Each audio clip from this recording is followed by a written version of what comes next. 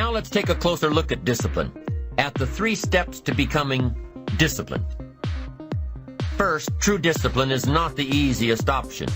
Most people would rather sleep until 10 o'clock than get up at 6. It's easier to go to bed late, sleep late, show up late, leave early. It's easier not to read. It's easier to turn on the television than to open a book. It's easier to do just enough than to do it all.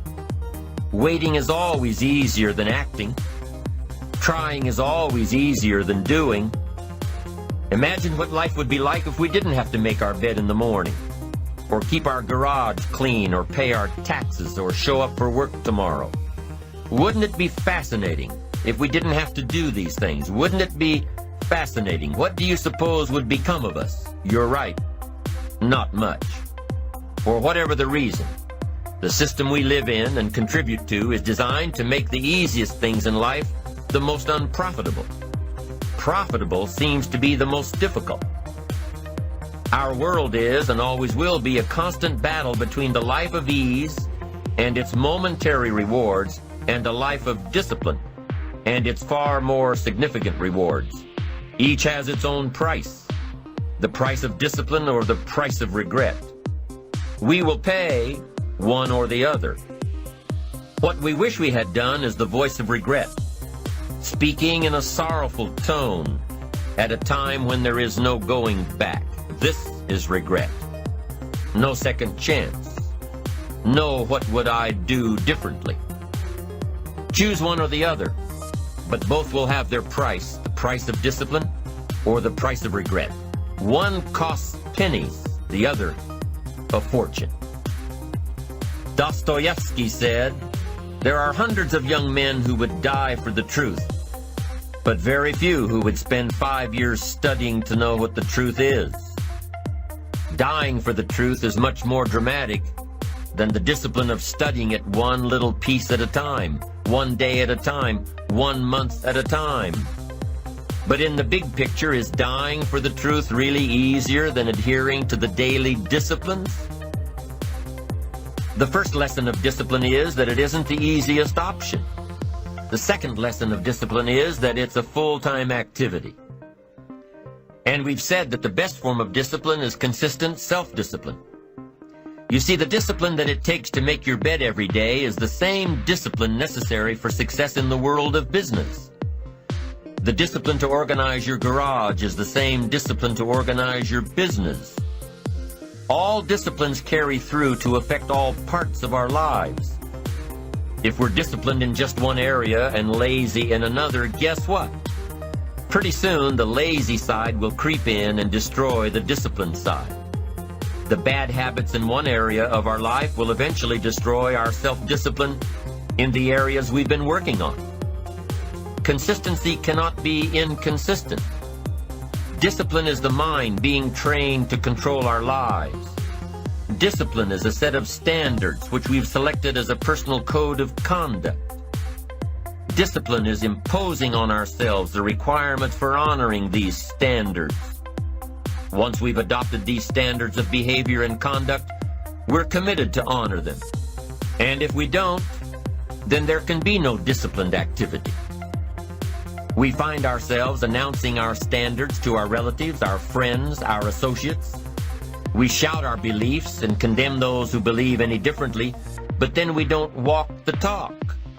We end up acting in a way far different from the beliefs we've shouted. We tell our kids that the TV is rotting their minds, yet we spend our evenings in front of it. We tell our employees that they must take advantage of every minute of the working day, yet we spend 3 hours at lunch. Do as I say, not as I do. This is inconsistent. This leads to a loss of credibility among those who watch us. And more importantly, this leads to a loss of credibility within ourselves. The only thing worse than one who is inconsistent in applying their self-imposed disciplines is one who has never considered the need or the value of discipline at all. These people seem to wander aimlessly, changing procedures, changing standards, changing loyalties, and shifting frequently from one commitment to another. leaving behind a trail of broken friendships, unfinished projects, and unfulfilled promises, all because of a discipline that was either non-existent or imposed so infrequently that it was ineffective. Here's the third step to becoming consistently self-disciplined. Number one is realizing that discipline isn't the easiest option. Number two, discipline is a full-time activity, day by day, every day. And the third step to becoming self-disciplined is really a philosophy that holds one of life's unique promises. Number three simply says, for every disciplined effort, there is a multiple reward. That's one of life's great arrangements. It's like the law of sowing and reaping. In fact, it's an extension of the biblical law that says if you sow well, you reap well. Now here's a unique part of the law of sowing and reaping. Not only does it suggest that we'll all reap what we've sown, it also suggests that we'll reap much more. Life is full of laws that both govern and explain behaviors. But this may well be the major law we need to understand. For every disciplined effort, a multiple reward. For every disciplined effort, a multiple reward. What a concept. If you render unique service, your reward will be multiplied. If you're fair and honest and patient with others, your reward will be multiplied. If you give more than you expect to receive, your reward is more than you expect. But remember, the key word here, as you might well imagine, is discipline.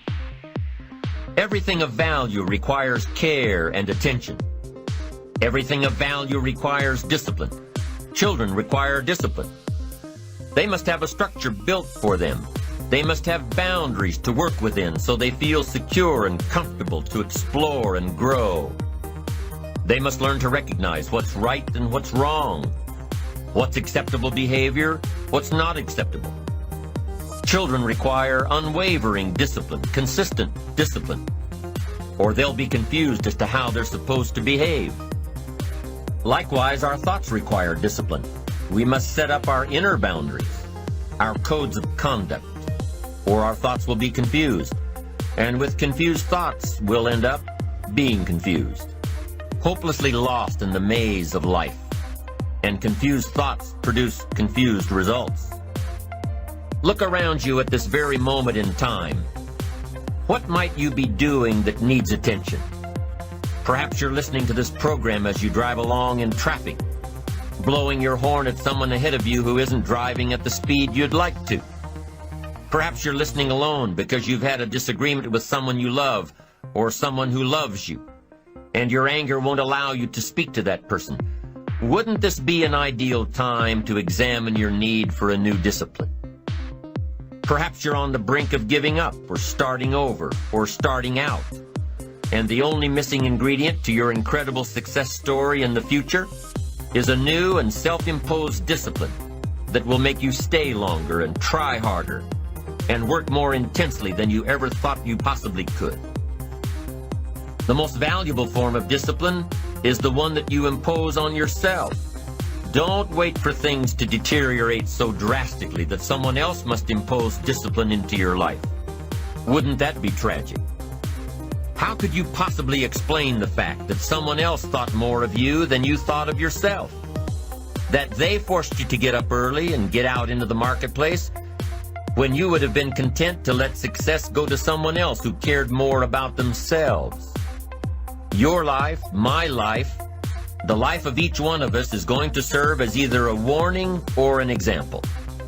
A warning of the consequences of neglect, self-pity, lack of direction and ambition, or an example of talent put to use, of discipline, self-imposed, and of objectives clearly perceived and intensely pursued. Now, can too much discipline be a bad thing? Can you possibly be too disciplined? Too much of anything is a bad thing. Life without balance results in an unbalanced life. Walking around the block every day is good. Walking or running 6 hours a day is bad. It's obsessive. Unless, of course, you make your living as a marathon runner. Then you're doing your job. Eating an apple a day is good. Eating only apples is bad. you won't get all the protein and vitamins and nutrients your body needs. Working hard, burning the midnight oil, doing it until is good. Working nonstop, never taking a vacation, never having any fun, never spending quality time with the people you love, working day after day, month after month, never taking a break year after year is bad. If you've got your nose to the grindstone all the time, how are you ever going to spot new opportunities, consider new ideas? It doesn't work that way. You've got to stop and ponder where you've been and where you're going. You've got to reflect so you know if you're even on the right track.